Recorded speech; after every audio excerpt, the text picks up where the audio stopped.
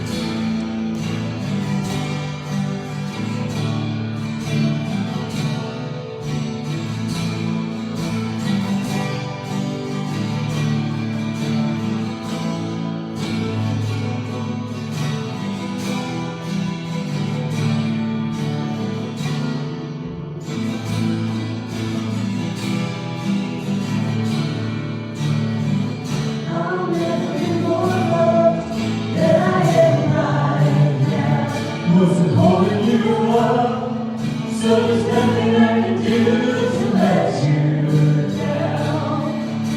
It doesn't take a trophy to make you proud. I'll never be more loved than I am right. Going through a storm, but I won't go down. I hear your voice carrying the rhythm of the wind to call me out. And you would cross an ocean so I wouldn't drown.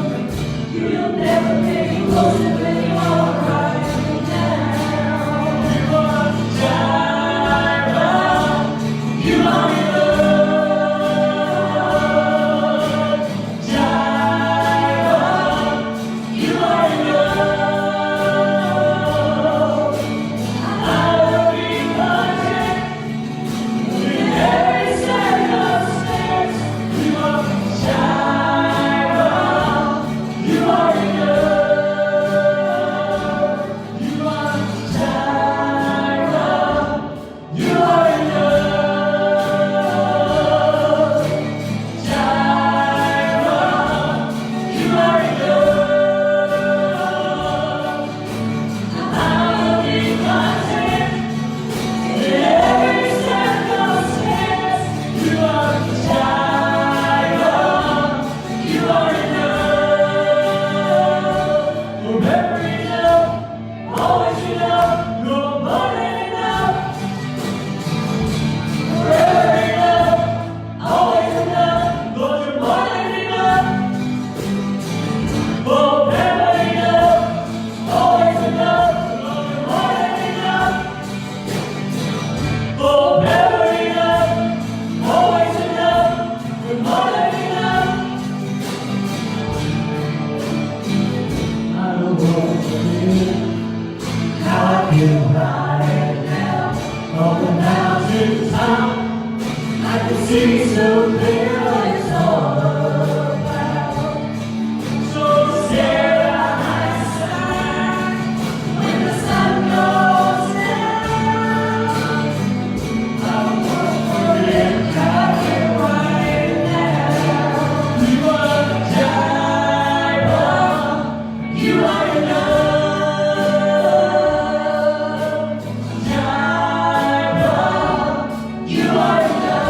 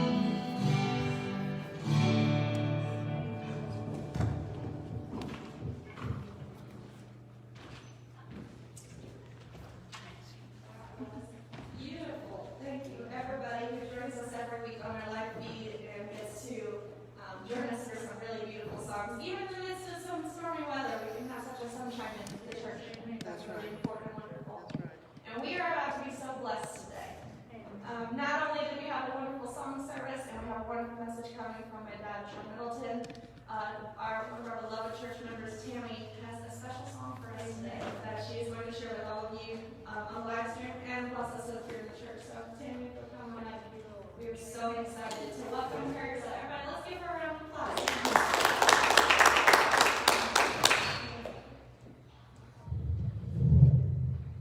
Thank you, Lord.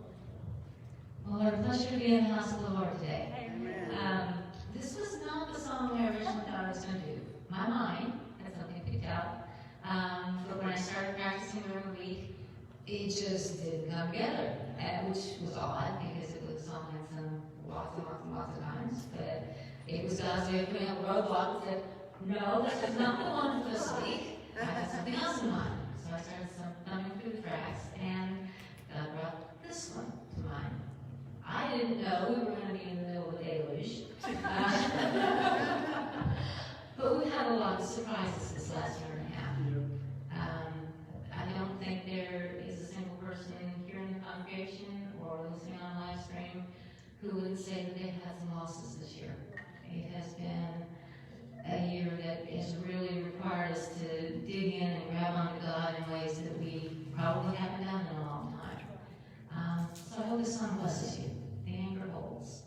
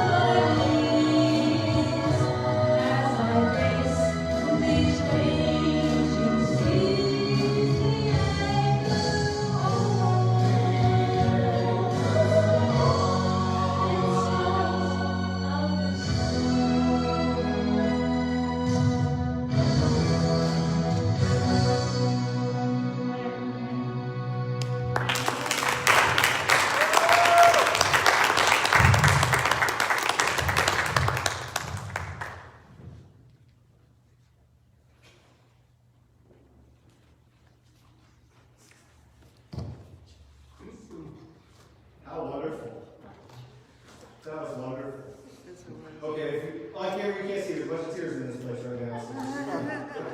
Thanks, Tim. We always say that. But I love that song. Sean Crenshaw has sung that song down through the years a few times as well. So that's near and dear to all our hearts. But I've always felt like when I hear that song, I get this powerful visual imagery that I just picture. This is tough to speak to. Thank you for giving such a wonderful rendition. I just picture a great big ship out in the middle of a tempest and just getting battered like crazy. But you look down and that anchor's going nowhere. That anchor is rock solid. And that ship, doesn't matter how big the waves get, it's going nowhere. And it's like, I just hear him whispering very sweetly, I'll never leave you or forsake you.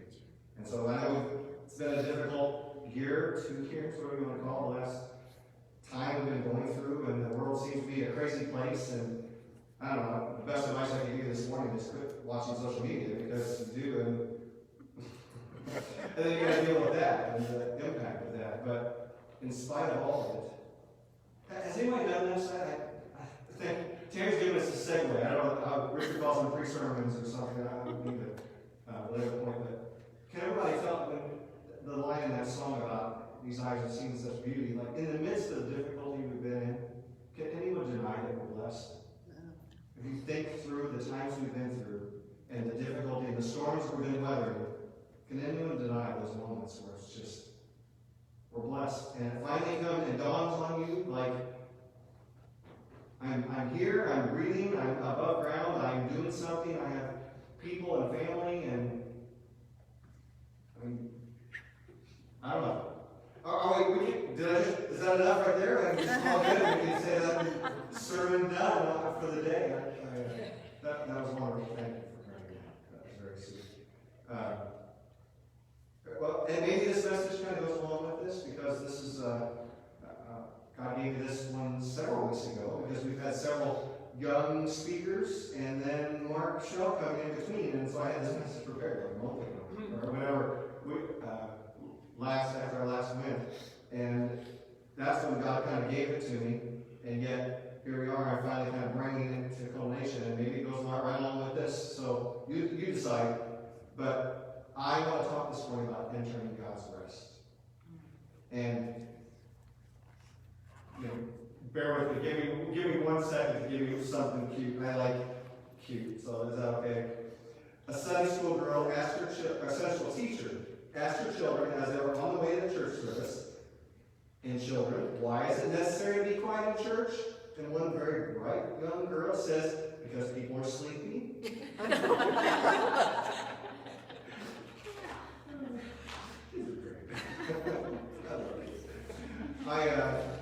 Okay, and maybe that's why we'll be about entering his rest. No, that's not what we're talking about this morning. But I do want to talk about this discussion. I think even now, more importantly than ever, we need to learn what this means to enter God's rest in a lot of areas. So follow with me. We're going to have several. The theme scripture for this morning is going to be Hebrews 4, but there's a number of things in the Bible that kind of go along with this topic. But here's what was interesting. So we're going to in Hebrews 4. You can go ahead and look it up. I'll open to it in a minute. But I'm going to allude to something with Hebrews 4 that I think is instructive. That is, I do want to kind of give you that piece. I'm going to kind of start with this. Many of the Jewish leaders at this time, and this gives you the context of the verse. Sean and I are being on the context of the verse we're reading. They were afraid there was no rest for them. So that's why this was so much more instructive that Paul was writing this. They feared the promised land was gone, so it seemed they'd missed out. They left captivity, but they were now in subjugation to Rome. So it's like we left one thing and now I'm in something else. Have you ever felt like that in life? It's like, I just got out of one thing, I'm in another. Like, is there no rest? Has anybody ever said that phrase for themselves? And the Hebrews, they thought this, that they missed the opportunity to enter the promised land, or what could be the very thing they needed to kind of bring something to light that would save them from their difficulties. Frankly, it's the same thing they did when Jesus came on the scene. When Jesus finally came on the scene with his ministry, The biggest thing they were the most worried about, they wanted a savior. They wanted the allusions in the Old Testament to a conquering hero coming on a white horse with a flaming sword with an army of angels with him that was going to fix their trouble. And have you said that to yourself? I just want my troubles fixed today. Like, that would be good, God. Just, that'd be good. Can you fix what I got going on right at this moment? And every one of us can resonate with that. I mean, that's not, in our human condition, we all can deal with and can relate to that kind of struggle. So, I'm going to ask this question to go along with this, and then what is rest? When I say we're entering into a rest, what does that mean? All right, I'm going to read through, for this, because this is real quick, I'm going to read into Hebrews 4, because I'm going to keep referring to it. So let's just get this out there, and I want to read through. He does a better job of wordsmithing than maybe I would do. So starting in verse 1, chapter 4. Therefore, since a promise remains of entering his rest, let us fear lest any of you seem to have come short of it. For indeed, the gospel was preached to us as well as to them, but the word which they heard did not profit them, not being mixed with faith. We talked in Sunday school about that. To those that heard it. For we who have believed, do enter that rest. As he has said, and this is him quoting back to the Psalms, so I swore in my wrath, they shall not enter my rest. It's actually a Psalm 95 allusion. Although the works were finished from the foundation of the world. We refer to that a lot in the Bible. His works were finished. Jesus said it's finished. We're going to come back to that too. For he has spoken in a certain place of the seventh day in this way. And God rested on the seventh day from all his works. And again, in this place, they shall not enter my rest. Since therefore it remains that some must enter it, and those to whom it was first preached did not enter because of disobedience. Again, he designates a certain day, saying in David, today, after such a long time as it has been said, today, if you will hear his voice, do not harden your hearts. For Joshua had given them rest, that he would not afterward have spoken of another day. This is kind of deep here, but I'll unpack this here in a minute. There remains, therefore, a rest for the people of God. For he who has entered his rest has himself also ceased from his works as God did from his. How would I like to cease from our works? Say retire. Well, I don't know. But how would you like to have a retirement from your problems? Would that be okay? Sign me up. They retired from his physical. We can all be jealous of people that are like, done with the day job. Have a nice one. See, check it out. I mean, we like that. How many would like to retire from life's difficulties? Interesting. So, in verse 11, let us therefore be diligent. Whoa, diligent. What does diligent mean? Diligent has a connotation of some effort or discipline on our part. Isn't that interesting? To enter that rest, action verb. Lest anyone fall according to the same example of disobedience. Okay, folks. So, I'm just going to quick paraphrase. Do you see there's a picture being painted of entering this rest of God's, but we're hearing, there's a lot of buts in the scripture. That's not an anatomical reference. But there's a lot of conditions. Richard's really careful and good. A good teacher of the Bible when he brings back up and brings up the conditions. I'm seeing multiple references to our disobedience being one of the constructs that disables or defeats our ability to enter rest. Isn't that interesting? Let's come back to that in a moment as well. But when we look at that, ceasing from our labors, that sounds pretty good. I love the sound of that. But this reference to unbelief being, and when we brought this up in Sunday school, I read my comment, I'm thinking about this message, and I'm like, I don't want to get too much because I'm getting ready to talk about this in a minute. But, just injecting right here, just for a moment, since we were talking about it this morning, but to have it for everybody's benefit out there. Unbelief. What is faith?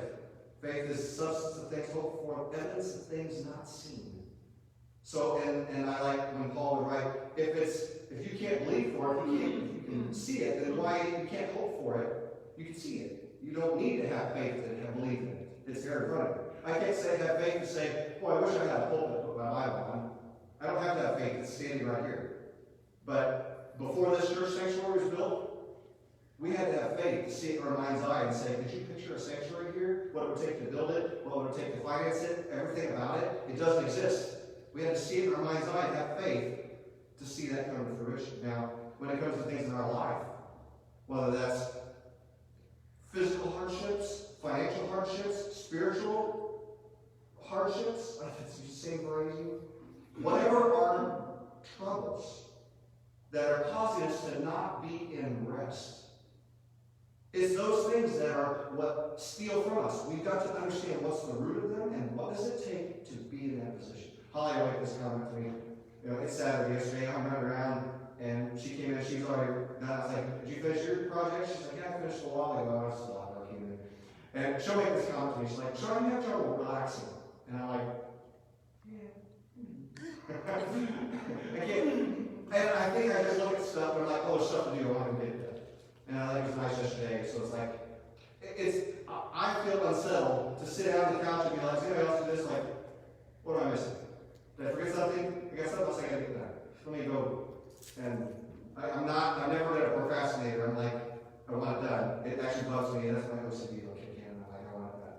But it's kind of hard for me to enter into rest. When I finally relax, then I'm like, okay. But that's when it's like, hey, Sean, I'm gonna do this. I'm like, give me I'm in that mode. But we want to be in that point. And so when I refer to this rest, and we're going to talk about the unbelief almost being a deactivation, coming from my background, I would say a short circuit. Is it interesting to think about the fact that being in God's rest, we could short circuit his ability to work on our behalf because of our unbelief. And specifically referred to here, our disobedience. Meaning our outright defiance of his word and his precepts and what he wants for us. That we would position ourselves in such a way that we would short-circuit that ability for him to work on our behalf. We don't want that. We want him flowing. We want the energy flowing through us, right? Good analogy. That's good. But the point is, we want to do this. We want to be there and be in that position where we can be diligent and understand it. And so here's an interesting concept that I want to bring up. And you can actually go back to Hebrews 3 and 19, just step back one chapter, because he did a lot of things just before that. But I want to refer to, in 19, well, really the end of chapter 3, referring to the rebellion and those things. Isn't this interesting? To whom he did swear that they would not enter his rest, to those who did not obey. So we see that they could not enter in because of unbelief. It's an interesting concept when I talk about that, the unbelief being the short circuit to this. You know, we talk about things in life, and I love everybody having the wristbands and the bracelets that say faith over fear. I think that's great. But I would ask you this question. It's an interesting concept. Is there such a thing as a healthy fear? That's the interesting thing I want to conjecture or bring up for just a moment. Because what's instructive is Paul is telling the Hebrew church that we don't want to fear the enemy, the worries, the things, the cares of this life that are trying to destroy us, put us in subjection to them, steal our joy, our happiness, those things, obviously. But this is instructive to think about, if anything, I want this point to stick with you more than anything today. I believe we need to fear unbelief. We need to have a healthy fear of unbelief. And why? Because unbelief is the very thing that's going to stop you from getting into the rest that we're desperately looking for, that we want. And that if we could, you know, when I talk about healthy fear, and this is instructive, Lexi was, or Carrie, one of you guys, are bringing that reference up to it was a video, Sawyer Brown's a country group that sang this 800-pound Jesus. And so we were referring to that example of kind of a protector over somebody that is unaware. But what do we do as parents? Our kids are out playing in the yard, out in front by the street. What do we want with those kids? At some point, we want to teach them a healthy fear of the traffic. Because kids are oblivious. They're not aware of the danger, are they? They'll be playing out there, the ball goes rolling out. Oh, I need my ball. Whoa, whoa, whoa. What do we do as parents? We're freaking out. Why do we do that? I mean, does anybody do that? The parent didn't kick in, you see a kid playing out too close to the road and we're driving by, and I'm nervous, and they're not even close to the road, but I'm already off the gas, and I'm going to put on the brake watching, and I'm like, is this kid going to dart out on me? I don't trust him. Because we know kids, but part of me as a parent's like, I want to go stop the car and grab him and take him right back to the front porch and give him some buffer and get away from the cars, and the parents like that. I need that. But what they actually need to be taught, and it's what we do as a parent. We teach them a healthy fear of that traffic. We don't want them paranoid. We don't want them scared to death. In their lives, we don't want them to be stagnant or in quicksand where they can't move because of those irrational fears. But they need to have a healthy fear that does represent danger.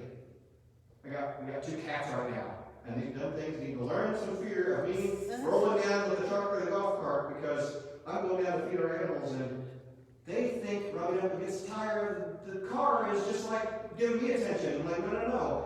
I got to teach them they need to fear the car. Not good for them. And then I have to go really slow. Where are the things? I got to teach them some fear. So, it's an interesting concept to think that there are some things like that we've got to understand. A healthy balance of what it means. But I would say this, when it comes to unbelief taking so much away from us in our lives, that we should fear unbelief. We should proactively engage our mental faculties to squash that. When unbelief rises up itself, when it rears its ugly head, and we would see that, or we would feel that fighting against the word that we know.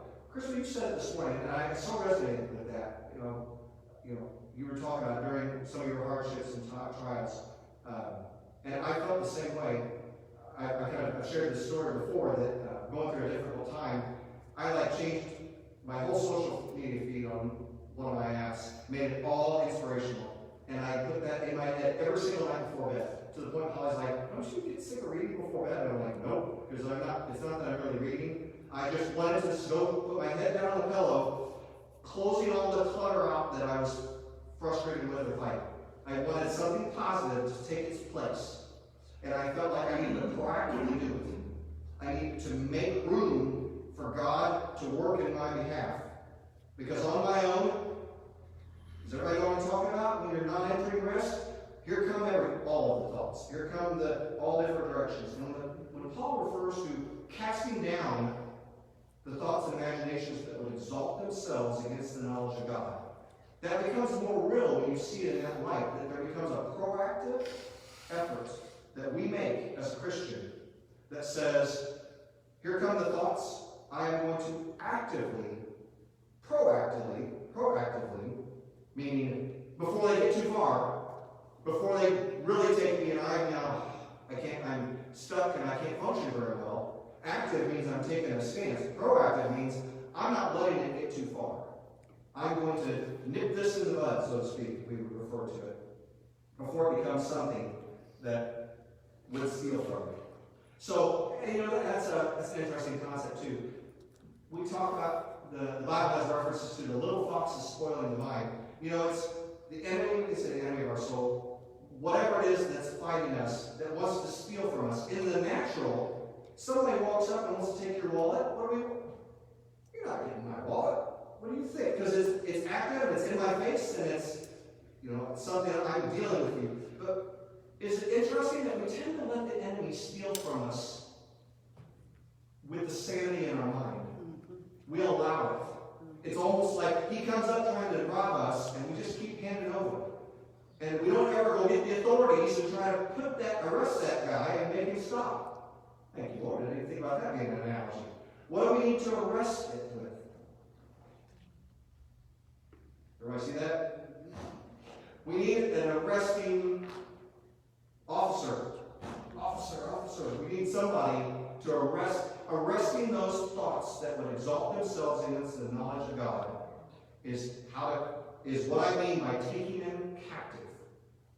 That means here they come, the thoughts that would steal your joy, that would take your peace, that would take away your wanting to rest. And we need to put them in subjection. We need to arrest those. We need to handcuff those thoughts and put them behind us and not allow them to be the force that they tend to be and steal from us. And I think if you thought of them that way, it would put them more in perspective. Like, no. And it's kind of what you were saying, we were talking about for Sunday school a little bit about what the revival means.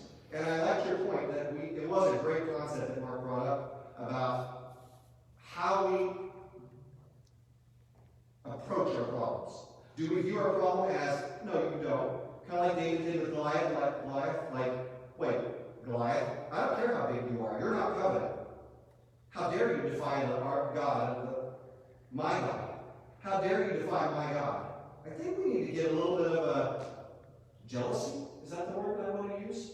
To say, no, you don't. You're not talking bad about my God. No one's going to trash talk my God. The one that delivers me, keeps me from all unrighteousness, all undue harm, but wants me to be moving forward, full of faith, full of these things that would keep me in the midst of those difficulties.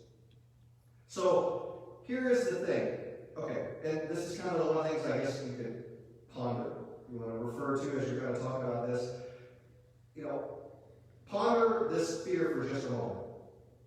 And Hebrews 2 also talks about paying attention, paying close attention to what you've heard. Don't neglect your great salvation. It's kind of like also, we don't want to take for granted what God's done for us, how he's keeping us in close step with him, but it also brings to light, if that's the case, then if we're not walking with him, how do we know those things that would help set us free and give us that rest? And I think that's why when he was referring to chapter 4, part of it was referring to our faith. Part of it is our disobedience. And he was referring to the Hebrews that they were just simply not even following God's order and precept. And it's awfully hard to assume that God should bless me when I'm going the opposite direction from him. Does that make sense? How does that compute? I don't have a relationship with him. We don't converse on a regular basis prayer. I'm not even concerned about following his precepts. And I'm not walking in faith, trusting him. But yet I'm saying, bail me out when things get tough. And then I go back to not caring about you when things are good. I love that meme people have posted many times, so I've seen online. Don't forget to thank God when you get what you asked for. Isn't that interesting? How many people do that? Pray for me. Pray for me. Boom, boom, boom. You see those all the time. I don't think I've seen many posts about God did what he said. God be praised. I don't see too many of those posts. I see the pray for me, bail me out prayers posts all the time. And isn't that instructive to think about that? So, yeah, anyway, faith. The being fearless and wanting to think about those things, that's an incredible point that I do want to leave you with. That's one of my gold nuggets. So, let me read this to you because I think this is instructive. I have this, they said this better than I did. So I want to read you a little excerpt that I found. So, what is it like? Your children know what it's like to have faith, to not disbelieve. When you were little, your mother and father said very firmly, don't run in the street. Always hold my hand. Why? It's dangerous in the street. There's threats. In other words, fear running out in the street. But did that mean you could not have fun in the backyard or on the sidewalk or in the park? No. In fact, most of the time, you've never even thought about how fearful the street was. Only when you got near the street, and maybe things went out in the street, but maybe somebody tempted you to run across the street when you weren't supposed to. Only then did you feel the fear of the street. The rest of the time, the fear kept you playing in places where you didn't have to feel fear at all. And that's just the thing. God's word keeps us. I'll keep him in perfect peace whose mind is stayed on you. When we hear that, what does that mean? Keeping my focus on God in the midst of a difficult time is inviting his peace and his rest. Focusing on him. This may be counterintuitive, because how many have done this? I'm going to be right down on the road where we live, real. How many people, when things are tough, don't want to open their Bible? Been there? I'm the only one. I'm all getting it up. I'm the only one that's ever battled faith issues. Okay. All right. So, I'll preach to me. Hold on now. The point is, when things get tough, this should be instructive to us. The moment things get difficult, why do we feel that battle if we say to ourselves, I need to turn on the praise song or I need to open my Bible? Why do you feel that? You ever thought of that? Why is that? Why do you feel that, do I really want to do that? Yeah, I just want to turn on TV and veg out. Maybe I just want to, whatever, browse it on social feed until my mind gets numb and I feel like I go to sleep. Anybody else done that? Why do we battle that? Could it be because somebody, somewhere, doesn't want us to get the fix that will actually fix things? I hate that. I hate that there's an enemy of our soul or somebody that doesn't want us to get the very thing we need that helps us. But I do know that running to God always works. I can't, now, the time I've lived with God, I would tell you, this is my own perspective now, every single time I have put him first in the midst of a difficult, frustrating experience, I've found that calm. Every time, without fail. So then you ask the question, why do I do that every time? Why don't I do that first? I don't know. Dumb. Why do we do that? I don't understand it either. But the answer is there. He never fails. He doesn't fail. We just got to be diligent to enter that rest. And there's even a connotation there. The Bible is so full of the action verbs. Enter his rest. There's a connotation of the effort we're making. We're entering, we're making that effort to be diligent, to walk by faith, not by sight, and to walk in obedience to his word. The Bible says obedience is better than sacrifice. Kind of goes against the people that said, oh, you went to church faithfully for 50 years. Like, so what? How obedient to the word are you? I don't care if you show up. Super that you're willing to sacrifice, but how obedient are you to the word? How well do you line up with what he said? Tammy said this morning, just as a Christian, what sets us apart? It's when we do the little things that make a difference in people's lives. That's where people are touched, and they're like, wow, man, that person was a genuine, sweet person. I know, I'm a Christian. It's my nature. It shouldn't be. It shouldn't be people have to wonder, or let me say this, it shouldn't be non-Christians that outdo us when it comes to giving and being good and being a blessing. If they are, shame on us. Goodness. I think that quite a bit. So, I have a lot of background that I had spent time to reference and stuff, but I do always get to all these things. But I do want to do this. Let me give you, I think this is kind of instructive. We talk about our world being turned upside down by everything that's going on, everything that we're in the middle of. And the point of all these are, we can't do it. Let me give you a newsflash.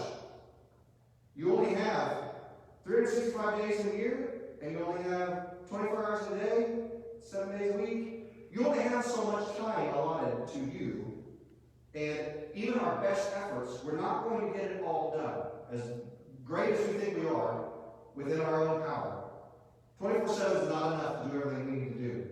The point is, we talk about God ceasing from his labor. I have this whole alliteration to the 7 days of God, 6 days of creation, 1 day of rest. And there's a lot of great study we spend. We don't have time this morning to get into that. But God ceased from his labors and entered rest and gave us an example of that for us. That we can work hard, we can have pursuits, we can have purpose and passion to do great things. And then there needs to be a good time of rest. And that comes from everything. That comes from our stresses as well as our physicality and what we're trying to do with that. But the point is, when it comes to our life's work with God, this challenge we're exposed to through the fall, that now we're living in this world, and we have things that create issues for us. We do not live a trouble-free life, nor are we promised one. And that's a tough reality. We would say, as a Christian, maybe we sign up to be a Christian, now I want trouble-free life. God bailed me out of everything. And then I can give you a whole line that's a whole other did about sometimes the things we go through, God allows because we grow, we prosper, we do better, we have experience, we maybe meet people we never would have met before, we haven't been through what we went through, maybe we can relate in a way we've never related before. But the point is, he still says, get me on this. I will never leave you or forsake you, even when it feels that way. I can point you to Jesus on the cross, in the Garden of Gethsemane, sorry. And to have the angst he had, to sweat drops of blood because of the angst he felt. I mean, I've ever been there. I've been pretty full of angst, but I've never been there, in that place. And Jesus, the Son of God, to make the comment. Think about this. Those places where you feel alone, you feel like, where are you, God? And Jesus, the Son of God, made that statement with that pressure and said, my God, let this cup pass from me. Or on the cross, why have you forsaken me? Jesus said that. He's the one we follow. So why did God allow that? But he made a way through the midst of that dark time where there seemed to be no way. Jesus took that willingly to put us in a better position. So in the dark times where we are there and we don't see a way out and we don't feel like he's listening, and he's literally carrying us, waiting for us to come out on the other side and acknowledge that he was there the whole time.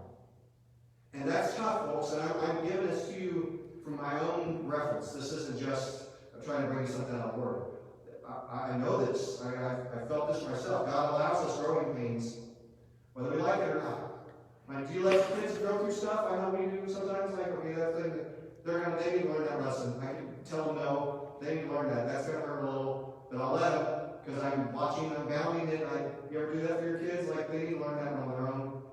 And that's okay, because they'll learn it better than me just saying quit. You don't think if God's a good father that he doesn't keep us in mind and he's not letting us out of his sight? If anything, if I could give you something this morning, somebody needs to hear this, I don't know. God is not out of your presence just because you can't feel it. He's literally carrying you, you just aren't aware. I wish sometimes we could just feel that presence and know that, but we can when we enter into his rest. When we allow his word to come through us, when we spend time in his word, that's when we have those moments of sweet presence, and we're like, there you are. You were there the whole time. And I isolated myself from you through disobedience or disbelief. I cut you off. I short-circuited your ability to work on my behalf. And then I was blaming you, saying you weren't listening or carrying me or being involved. Sorry. So let me give you just a couple of these scriptures. This will be maybe the best way for me to end this story. Because the word is the best way to teach this. Better than me. Better than I can. Matthew 11:28. Come to me, all you who labor or are heavy laden. I will give you rest. Take my yoke upon you. Learn from me, for I am gentle and lowly in heart, and you shall find rest for your souls. For my yoke is easy, my burden is light. Exodus 33. He said, my presence will go with you. I will give you rest. Psalm 127. Somebody needs this. Psalm 127 too. For he gives to his beloved sleep. Gotta need some rest. Psalm 46:10. Be still and know that I'm God. So good. Isaiah 40:31. They that have gone large shall renew their strength. They shall mount up with wings like eagles. They shall run and not weary. They shall walk and not faint. Psalm 4:8. In peace I will both lie down and sleep, for you alone, O Lord, make me dwell in safety. And actually, this is one of my favorite chapters in the whole Bible. Didn't know this. Psalm 91. He who dwells in the secret place of the Most High shall abide under the shadow of the Almighty. I just love the word picture of that whole chapter. I can read you Psalm 23, but a lot of you know that bit too. At plenty of funerals, Lord, my shepherd shall I want. That's a good one. I think you know that. Put it in your head as we're talking. Here's the one I want to leave you with. If I could give you several. I put a whole page and a half of them. But I'll leave you with this one. Isaiah 26:3. You will keep in perfect peace whose mind is stayed on you, because he trusts in you. back to that, what I was trying to leave you with. Anyway, okay, I got it dead. Good. I do my notes ahead of time, I jump around. So that's what I want to leave you with this morning, folks. I want to, if anything, I want you to acknowledge and understand that we need to have a healthy fear of unbelief. We need to think cautiously and be wary of unbelief creeping in and what damage it can do. The short circuit it can cause in our lives. More than just an ouch from being shocked. This is serious. This is going to short circuit God's ability to work in our own life. We don't want that. We need to understand that, and we need to understand further that in order to enter that rest, I just painted that picture. It sounded so great, didn't it? We've got to be faithful, and we've got to live according to His Word, and we'll walk in obedience to Him, to His precepts, to His commands, and want to serve Him because He's a good God, because He's got our best at heart, and that He does not leave us with sins. Father, I thank you for your goodness this morning. Lord, what I'm trying to convey this morning, with the effort I have right now, I just wanted to be able to bring to life the things that I know, Lord, we need you. We need to cease from our labors when it comes to these things, because you've got these things in your very hand. But what we've got to do is, first and foremost, we've got to learn to follow you. And we've got to understand we need to actively squash unbelief in our lives and minds. And it's going to take an effort. It isn't going to happen on its own. We've got to make room for you in our lives, and that means we've got to put your word in our heart and hide it there so it comes up in those times when we need it. We need to have an answer for the hope that lies within us, Lord. And we love you, we trust you, we praise you, and we're going to keep you in mind all this week and this word. In Jesus' name.